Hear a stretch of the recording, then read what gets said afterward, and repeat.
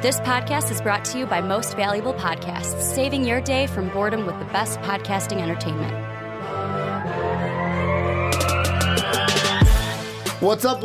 Real MVPs, Ricky Widmer here, along with fellow superfan Sean Anderson. I just don't have a bit. I don't have a bit. I don't have a thing to say. I don't have like a catchphrase. I feel like for this show, it should be fellow superfan. Yeah, but what do I say? Go into your superfan voice. You do better than I do. I don't want to. Like Dave, you gotta save it. Like Dave doesn't do it. It's like so. I put it in here and there. Yeah. You're full on superfan. Here's the thing: is like, Darvish has like 10 pitches, right? Mm-hmm. But he's not gonna use his best one all the time, right? He's gonna use his fastball to set up the curve. He's gonna use the curve to set up the slider. He's gonna use the slider to just set up the knuckle curve or something like that. You gotta set it up. You gotta set it up. You gotta use it at the right time. And I didn't feel like that was the right time. And I don't want to become one of those hacks because people weirdly enough get offended by that. They're like, that's not how we sound. And it's like, yeah, you do, buddy. That's how you sound. I hear you guys all the time. You guys sound like that. And I even have it too. I have a little bit in there, but it's not as bad as some people. But like, and it's weirdly a lot of Northsiders, because I think it's the Wisconsin bleeding in. Yeah. The mix of Wisconsin and Chicago is gross and amazing at the same time. And people sound like that, and it's accurate. So you could say we don't sound like that, but you do. Sorry, Bob from North Plainfield. Like you sound like that. We don't sound like that. Like you and I talking right now don't.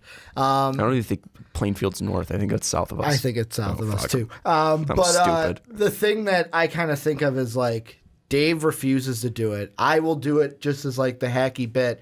But to go off of what you said, I even saw a tweet that you put out that was phenomenal. Where you're like, here's some of the things we're getting in the text line tonight. And just reading some of those are like, I just want to like just palm meets forehead. Yeah, that guy was pissed off. And my favorite part about that was he was texting in about like how Matt Nagy, we'll get into the Bears in a second, how Matt Nagy's play calling was absolutely horrible. No one was on air. Like he was just texting me. I'm like, dude, no one cares. I blocked him because I was like, shut up. He wanted somebody to, he needed to tell somebody. He was doing it for like 4 hours. Like, get a life.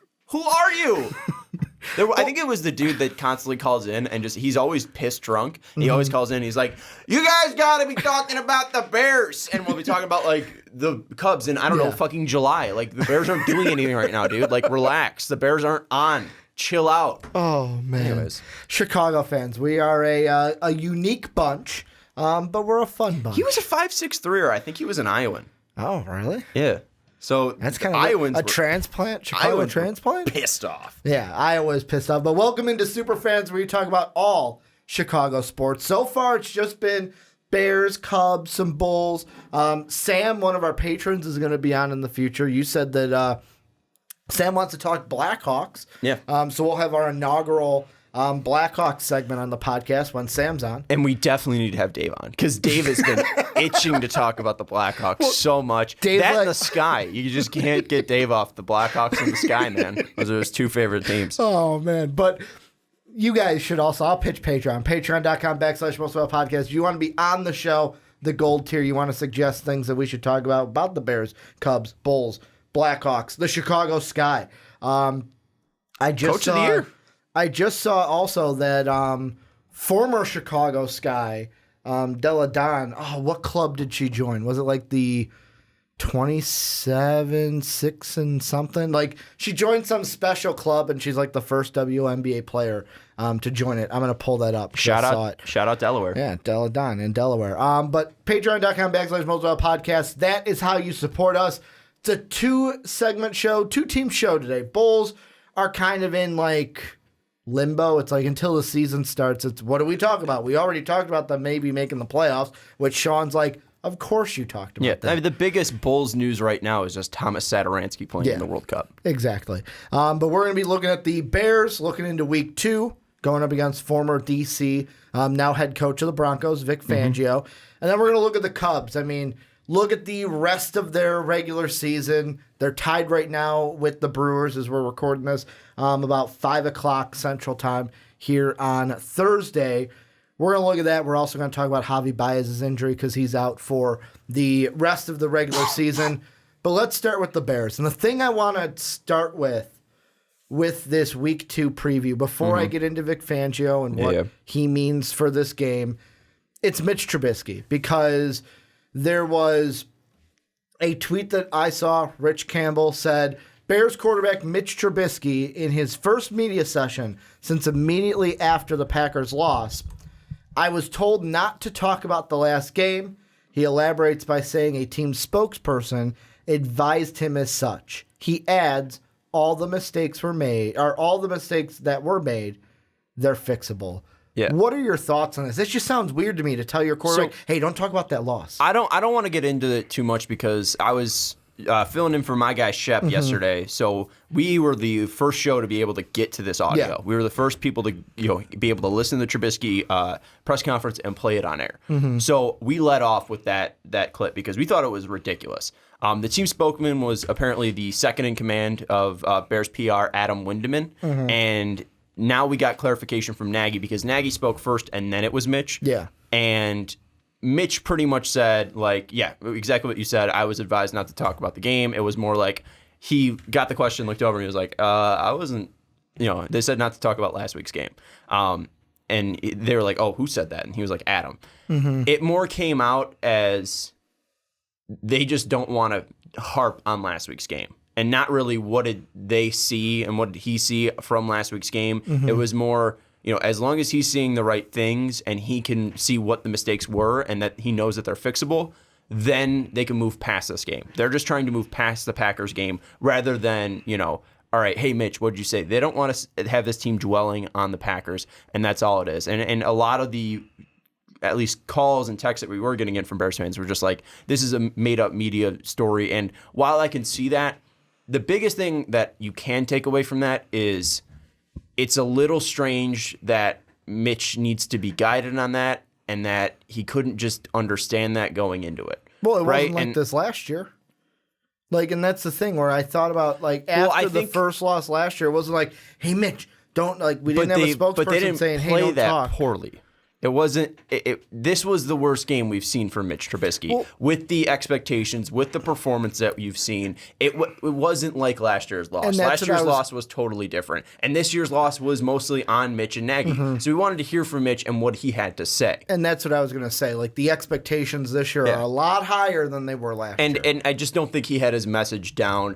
I don't think you really harp and blame on him. It doesn't mean he's a bad quarterback in any way. We can definitely talk about his performance, and we will, but at least specifically to this press conference, what he said does not reflect on what he was as a quarterback. He got a bad message probably right as he walked out there, and he just conveyed it the wrong way. It was mostly just like, hey, we're on to the next game. Yeah. And that's what Chris Emma said. Trubisky said today, Nagy said today about it. Matt Nagy said the Bears' instruction for Mitchell Trubisky not to talk about the Packers game was not from him. The message that was being portrayed to him was, listen, we're on to the next field. So he pretty much should have just been like, hey, I'm just focusing on Denver. Pretty much pull a Bill Belichick.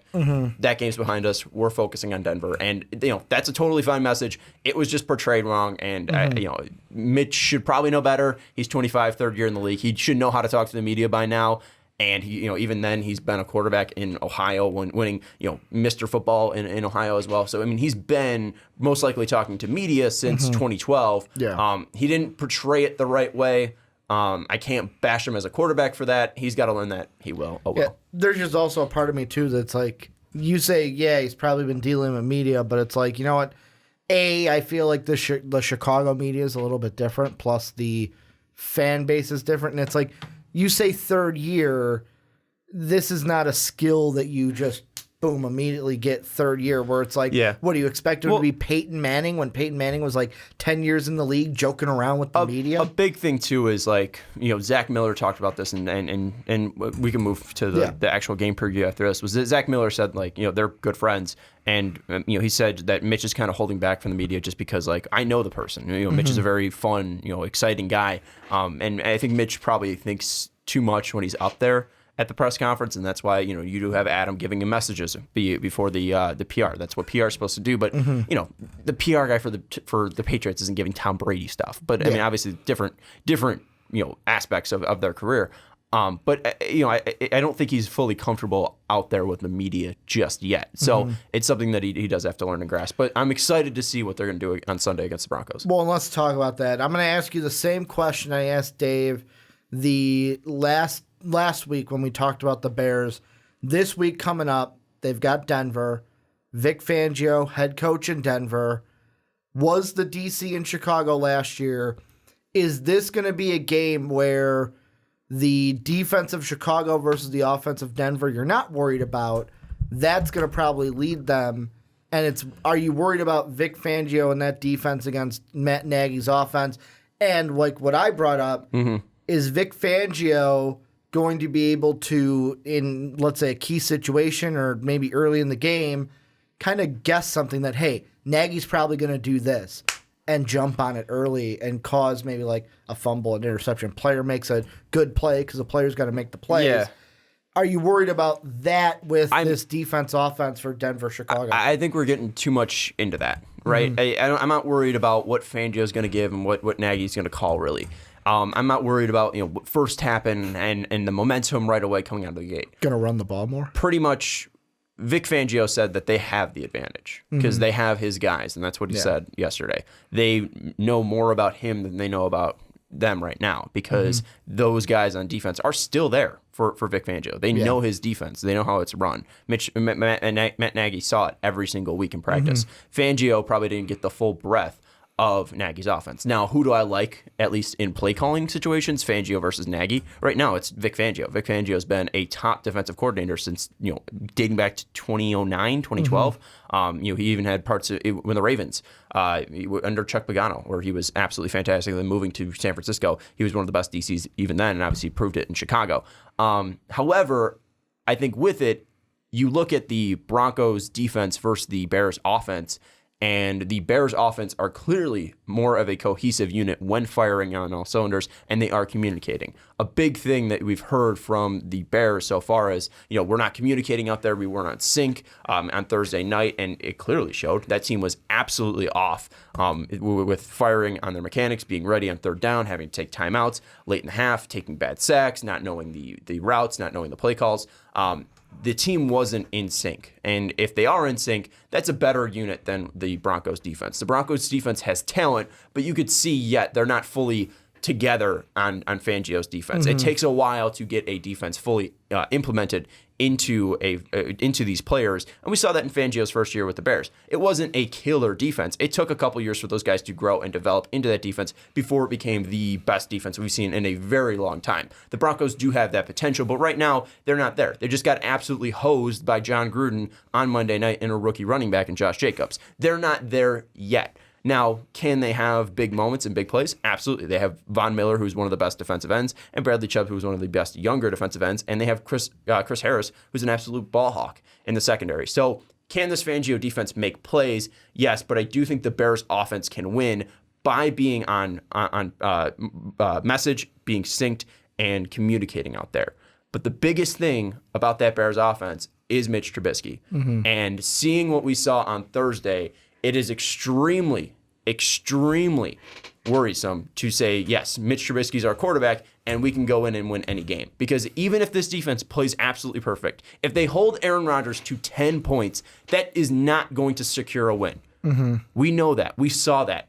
There is no guarantee that the Bears can win on Sunday, even though they should. They have a better defense. They have a better offense when in sync. They don't have a better coach, but it's more close than we probably think. I mean, if we're saying it, Nagy has been a better head coach so far. Fangio's only had one game, but at least with their resume so far, you'd probably take Fangio's resume of his defensive coordinator past and taking a team to the Super Bowl, especially like San Francisco. He was supposed to also, I was going to say, be the head coach of that San Francisco team before he was like, because that was the Harbaugh days, where he was like, no, I'm gone. And then they're like, well, Tom Sewell is now the head coach. So I think at least with experience-wise, you might take Fangio at least as a coach, but Nagy obviously went 12-4 last year. So the Bears should be favored. They're favored right now by 3 points. They should win this game, But with Mitch Trubisky as your quarterback, that isn't a guarantee. And I am extremely worried about Sunday's game because of Mitch. Because, while they should beat them, it just takes one play where, Von Miller's pressuring you, you force a pass, intercepted. Boom, they have the ball on the 20-yard line, and that's 3 points at least. And Joe Flacco's a veteran quarterback. He can put up 7. Mitch makes the wrong read, boom, picked off, pick 6. That can happen. It should have happened in the Packers game. And if it didn't happen then, luck's going to run out at some point. So Mitch Trubisky needs to be the key for the Bears this entire game, probably going to be the key for this entire season. He needs to make sure this offense is in sync. They're running the routes, they're getting the play calls, and they're making sure that they're able to read the offense. And that's all coming at Mitch. I can go longer, but I'll just let you jump in. Well, there's 2 things, and this is me looking at the Broncos from Monday night. There were 2 things one that the Bears need to do that they didn't do week 1, and then the other the Raiders did. I'll talk about what the Raiders did. Derek Carr, very efficient in that Monday night win. 22 of 26, had, just over 250 yards, only 1 touchdown, but he didn't turn the ball over. He only had 4 incompletions. And I kind of want to say I don't think Mitch Trubisky has another 45 attempt game this week. But if the Bears, and this leads into number 2, if the Bears don't run the ball, what else are you going to do? Because, Josh Jacobs did good, but he got the ball over 20 times. What?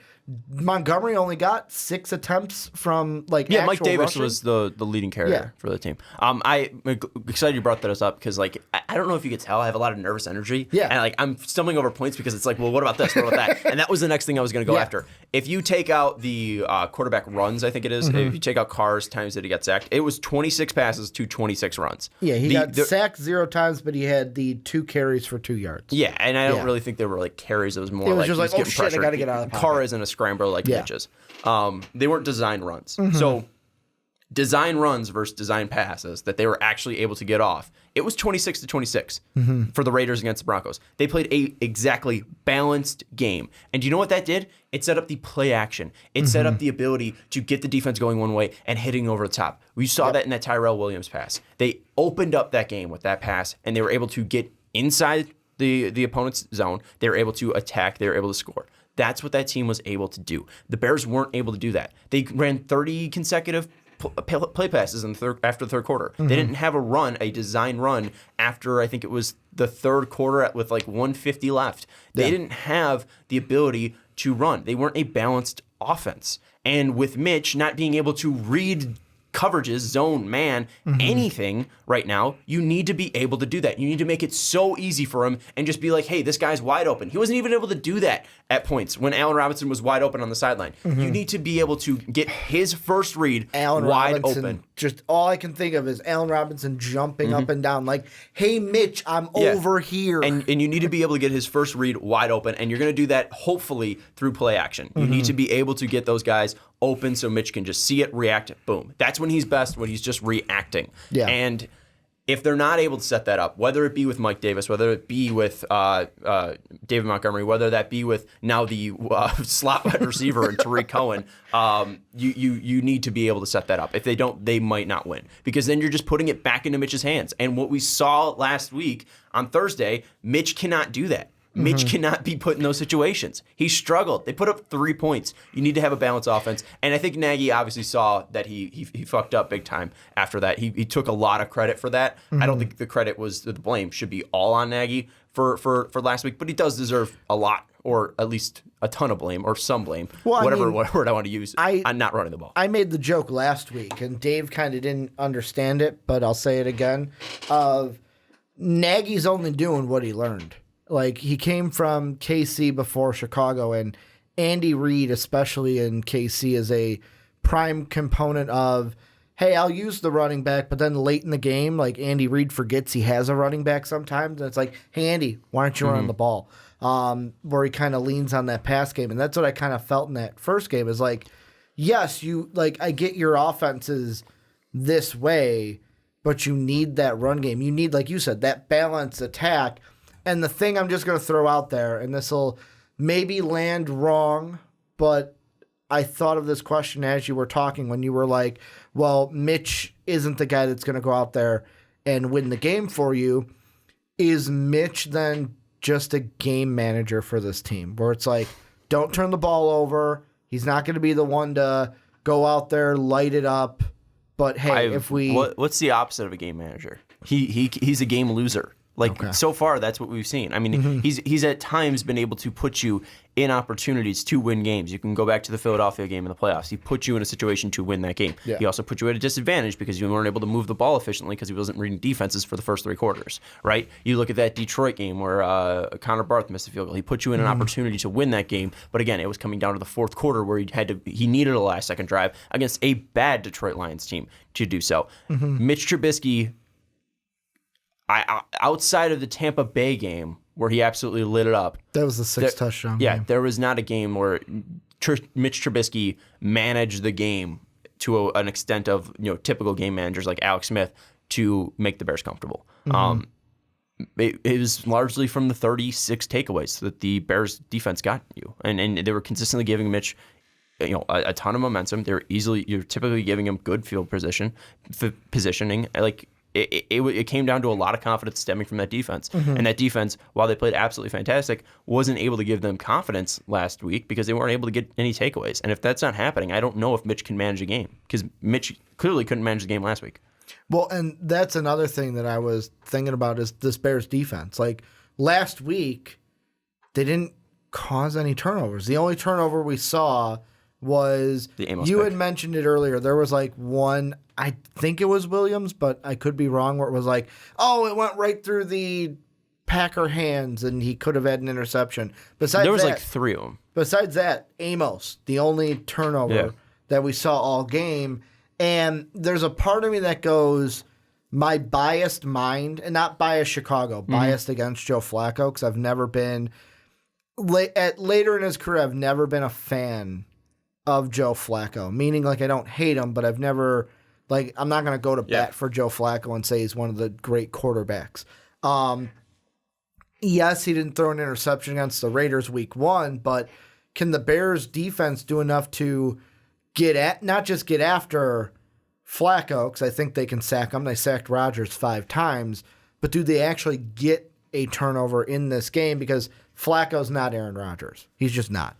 He's not Aaron Rodgers, and I know people are saying, after that first game, like, see, the Bears didn't get any takeaways. That's the regression we knew we were going to see.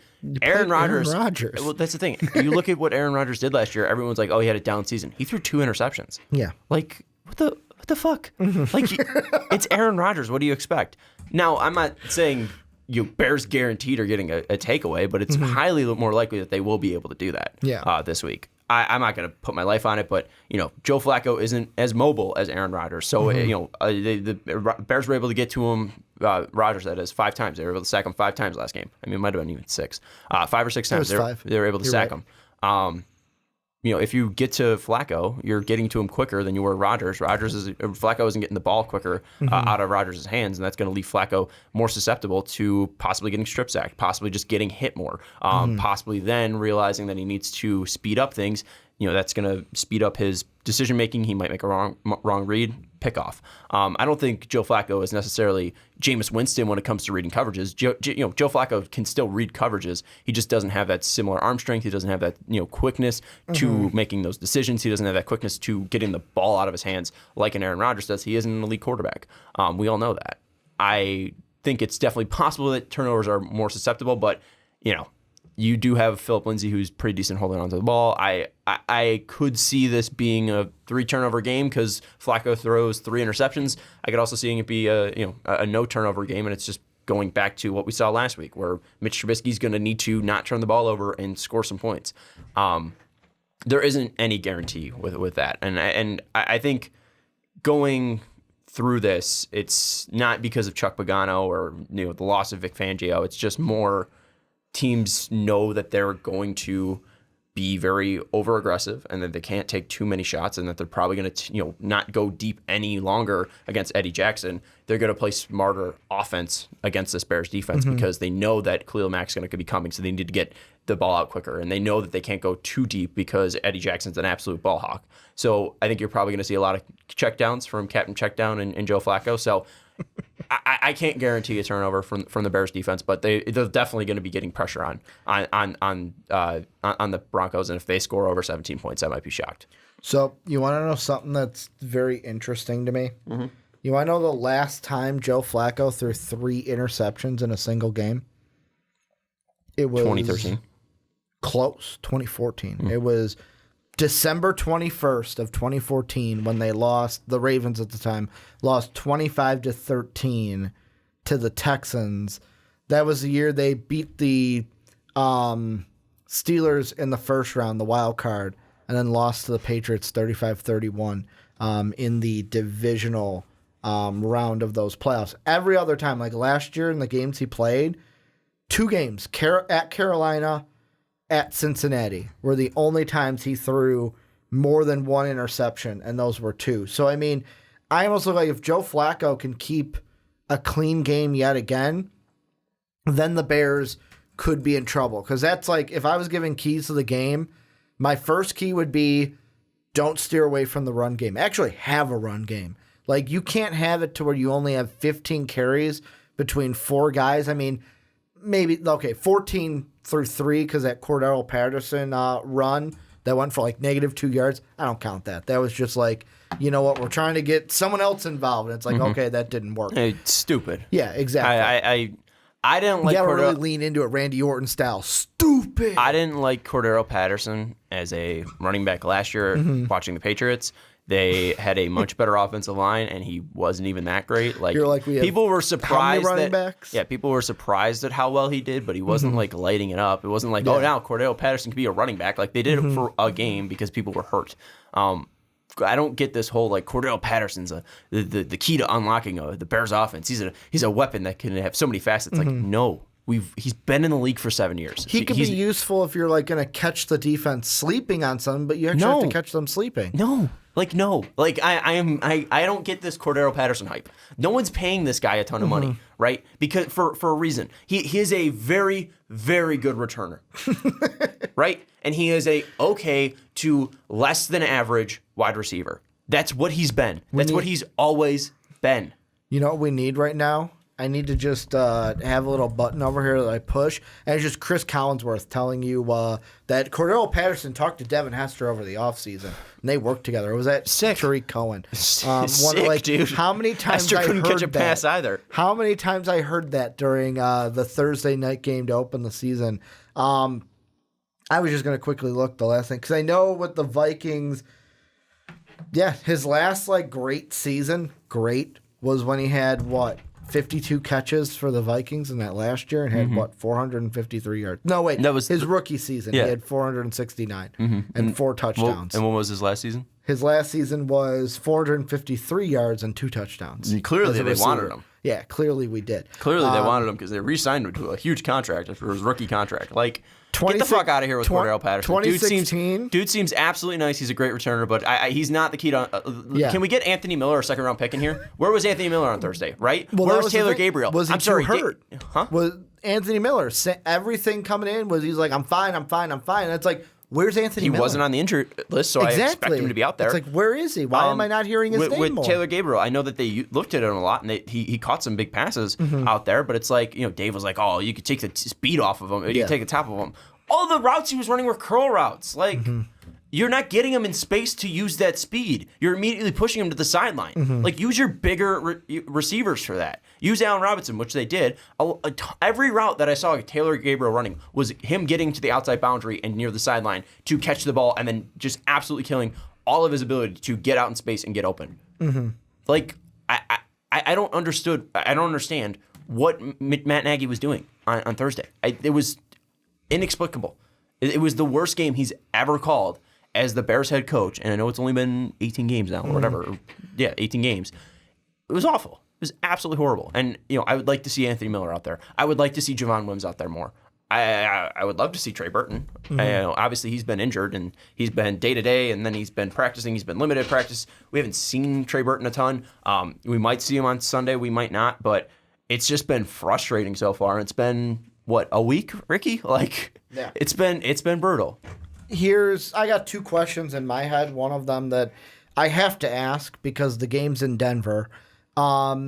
do you think the Bears, how prepared do you think the Bears are going to be? Obviously, if they're not, you'd be stupid not to prepare for it going to Denver. How prepared are the Bears going to be for the altitude in Denver? Because, you got to talk, part of me is there's going to be people out there that are like, oh, that's not going to play a big deal. It's going to play something if you're not used to being out there, especially early in September when we're already talking about people not being conditioned enough how many people took off the preseason. It's well, if you're getting back into that now and then you got to go play in Denver where the altitude is less, is that going to be a big impact on this game or even a little impact on this game? I don't know if it's manageable enough to say that will win them the game, per se. I don't think this is going to be like Patriots, Jaguars. Last week, I think it was week 2. Or last year, week 2. With the heat in week Jacksonville? 3. Yeah, where it was 98 degrees. And it was just zapping guys' energy. I don't know if it's going to be like that. I've never been to Denver. I've never played football in Denver. I've clearly never played professional football. Only thing I've seen is you get the oxygen mask when you go to Denver. I don't know the effects that it will have. I don't think it's going to be massive out there. It wouldn't play into my prediction. Okay. If it was going to be a closer matchup talent-wise, it would. But my biggest thing is if Mitch goes out there and plays a great game and is able to, read what the defense is giving him, then I think that, this is going to be a 10-point victory for the Bears. If he doesn't do that and he's making mistakes and some of those mistakes are actually capitalized by the Broncos and they're able to pick off some of these balls, Bears could lose by 10. It's not really about the altitude on this. Denver's a tough team to play at home. Typically, just even outside of the altitude, they're always just giving tough battles. They defend formerly Mile High. I forget what it was just renamed. Formerly, Mile High out there. I think Empowered Field at Mile High. Yeah. Empower Field. They usually defend Empower Field pretty decently. At Mile High. At Mile High. Pretty decently. So I think it's. I don't know. I don't think it's going to be massive. So last thing we'll do is we'll make our pick, but right before the pick, I want to ask you kind of what are we going to be talking about after Sunday if the Bears win, if the Bears lose? And for me, if the Bears win, big win, little win, medium win, I think it's all the same. Bear fans, every single one goes, okay, I can do what Aaron Rodgers told his fans to do once. I can relax. But if they lose, what's that going to be like? Because I feel like if Trubisky plays well, and let's say they lose on a Pinheiro missed field goal, I'm not putting that juju on you. He played good in week 1. He had a kick. But basically, he had a kick. He drilled the shit out of it, but he had a kick. Which I do have one. I have a PS question, an extra point question, or overtime question I will ask you before we go on. But if Mitch plays well and they lose, I feel like nothing really changes. Bears fans are just more upset of oh shit, we're 0-2. But if Mitch plays bad again and the Bears lose, even if it's a 3-point loss by the Bears, I have a feeling that if Mitch doesn't have a good game, if the pitchforks aren't out... Do not say it. No. If the pitchforks aren't out, Bears fans will have the pitchforks out. I'm not saying bench them. I'm not saying do anything. I'm just saying the fans are going to be having the pitchforks whether they should or shouldn't. In the back of my mind, I'm surprised that I haven't gotten a Chase Daniel should be the starting quarterback yet. No, Mitch should be the starter over Daniels. I said that wrong. Chase Daniels. Because people love to add the S in Chicago. Just did. Yeah, it's Daniel. If the Bears win, I think it will be a lot of relaxing. I think you're correct. No matter how they win, I do think Bears fans will be able to take it away and just be like, all right, this is how we're going to win. Even if Mitch plays poorly, this is how we're going to win, and that's how we're going to have to be happy with it. I think that's what the biggest takeaway that we'll hear from Bears fans is we got to win. We're 1-1. Let's see what the other 14 games have to happen. I think Bears fans at least have enough faith in this defense and Matt Nagy to have that at least going into the third game. I think they're playing Tampa on Monday night. If they lose, it's definitely dependent on how they lose. If they lose because of the defense, we're going to hear Chuck Pagano talk. And oh, Mitch finally had a good game, and now this Chuck Pagano guy. Why did we get rid of Fangio? Well, he walked away. But I would hate to see that. I don't think Pagano is a reason why this defense would suffer. I think if they do suffer, it would just have to be a bad game. We saw that in Miami. They played horribly against Miami, couldn't tackle. That was mostly due to the heat. It could be another thing like that. If they play badly, I think the story will be if the defense plays badly, the story will be Chuck Pagano or something like that. If Mitch plays badly, it's going to be pitchforks ready. If he is as bad as he was I think last the pitchforks Thursday, are at least out against the wall. Like they were out in the living room, like against the wall, where it's like if I need it, it's there. I don't need to go fishing in the closet for it. A couple of the sticks were lit. Not all of them, but there was definitely the most extreme ones already had it lit. Yeah, I mean there was people calling for I formation after the game. So I mean like if Mitch is bad, we are going to see, because we saw even national media bashing him a ton, fairly. If Mitch is bad, it's going to be a bad reaction from Bears fans, and rightfully so. If it's on Nagy again, I don't know what the reaction will be. If Mitch plays good, but they don't run the ball a ton and they lose by 3 or something like that, I would be intrigued to see what the reaction is to Matt Nagy. I was going to call him Maggie. Matt Nagy. I don't know if it would be as bad as the Mitch reaction if Mitch is bad, but it all comes down to, again, how they lose. If they lose, I think it will be because of Mitch. And I think it will be because of his lack of ability to put them over the edge. So I don't think it's going to be, God, I hope it's not a kicking thing, but I think if anything, if the Bears lose, it's probably going to come down to Mitch. And you were half right, by the way, about week 3. It's Monday night.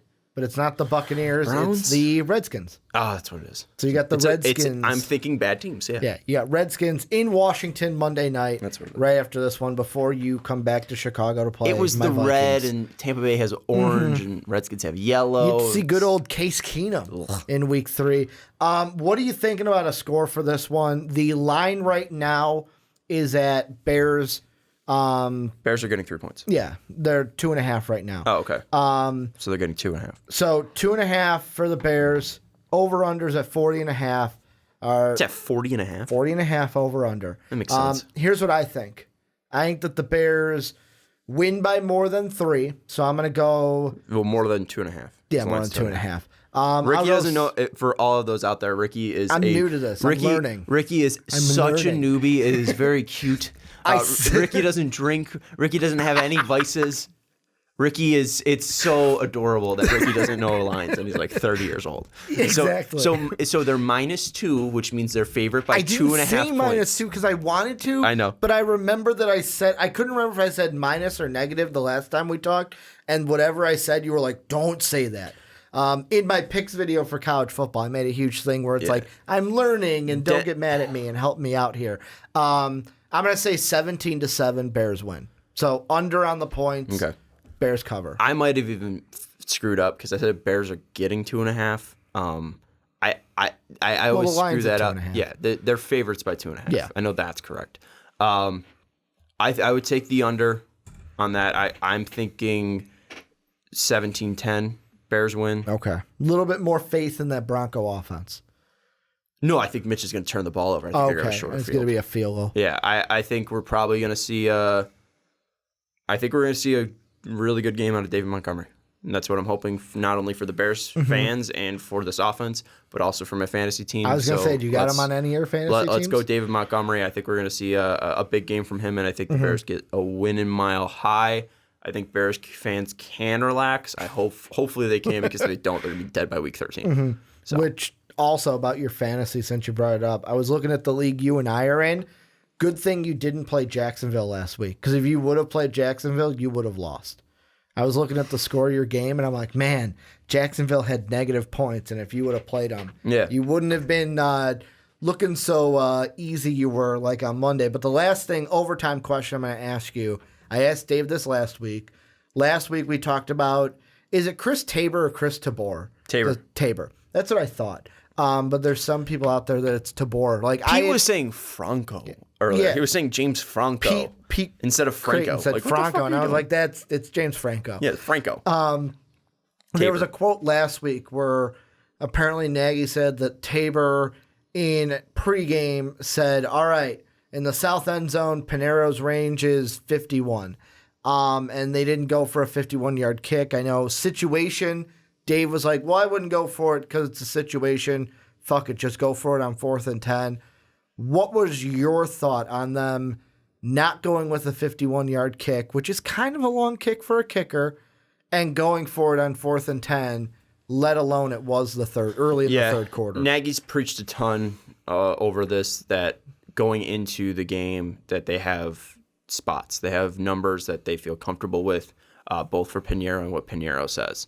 Mm-hmm. So I think if it was a more veteran kicker like a Vinatieri or a... which even he missed a lot this weekend. Like Prime Vinatieri. Yeah. Prime Vinatieri or Justin Tucker or Gostkowski, they might have pushed it. But since Pinheiro is so new and we saw all this garbage with the kicking situation throughout the season, the last thing they wanted to do was make him uncomfortable.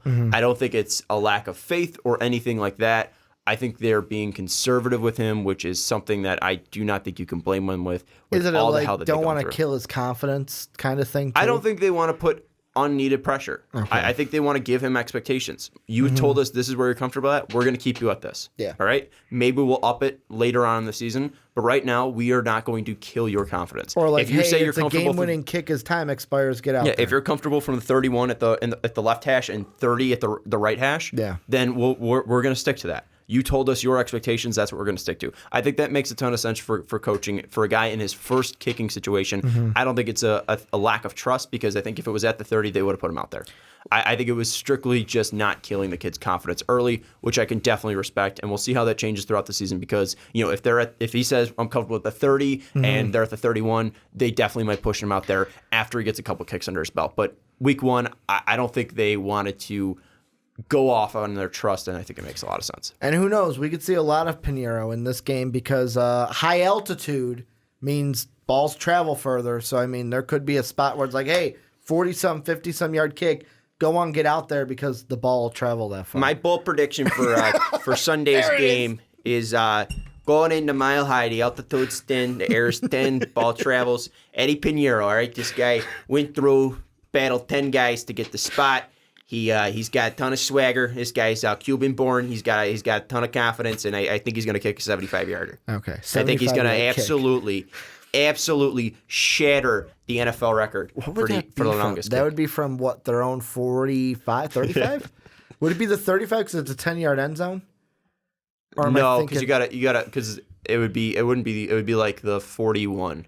Okay. Because the ball would have to be the ball would have to be spotted at the 35. Okay. Because the snap would have to be put down. But the actual kick would happen at the 35. End zone, and then +7 for the ball's actually placed. Okay. So I think the ball would have to be on the 41. Fuck, that'd be a long kick. Fucking Janikowski attempted one in Oakland. Well, he missed. Shocker. This is where you guys come by in. Like 10 yards. Let us know what you guys think down below in the comment section. Bears fans, you gonna win? You gonna lose? How's Mitch going to play? What are you feeling going into this game against the Denver Broncos and your former DC Vic Fangio?